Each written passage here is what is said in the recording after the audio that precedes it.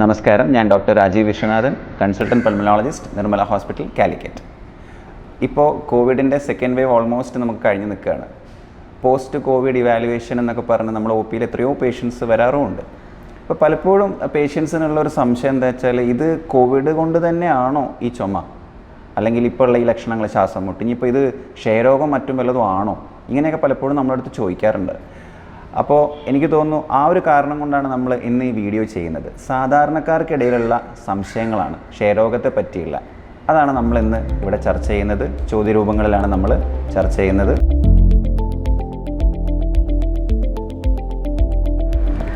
ക്ഷയരോഗം എന്നതൊരു അണുബാധയാണ്.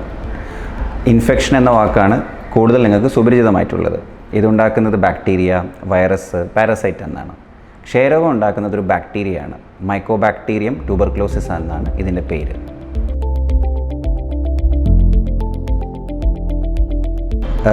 ക്ഷയരോഗം ബാധിക്കുന്ന സ്ഥലങ്ങൾ അല്ലേ, ഏറ്റവും കൂടുതലായിട്ട് ക്ഷയരോഗം കാണപ്പെടുന്നത് ശ്വാസകോശത്തിലാണ്. അതുകൊണ്ടാണ് ഇതിനെ പൾമനറി TB എന്ന് വിളിക്കുന്നത്.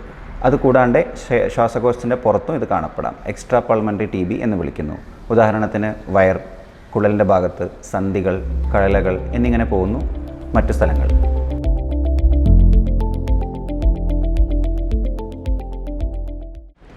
ക്ഷയരോഗം വരാൻ സാധ്യതയുള്ള ആർക്കൊക്കെയാണ്?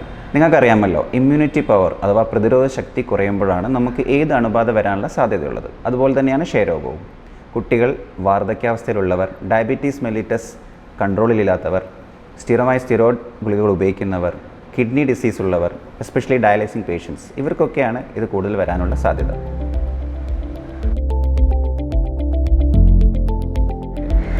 ക്ഷയരോഗം മറ്റുള്ളവർക്ക് പകരാൻ സാധ്യതയുള്ള രോഗമാണോ? തികച്ചും അതെ. എങ്ങനെയാണ് ഇത് പകരാനുള്ള സാധ്യത? ഇത് കൂടുതലായും പകരുന്നത് അന്തരീക്ഷത്തിലൂടെയാണ്.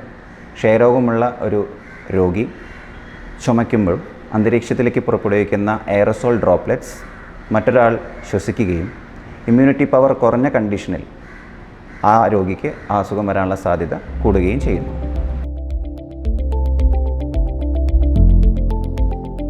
നല്ലൊരു ചോദ്യമാണ്. പലപ്പോഴും പേഷ്യൻസ് നമ്മളോട് ചോദിക്കാറുണ്ട്, എന്തൊക്കെയാണ് ഇതിൻ്റെ ലക്ഷണങ്ങളെന്ന്.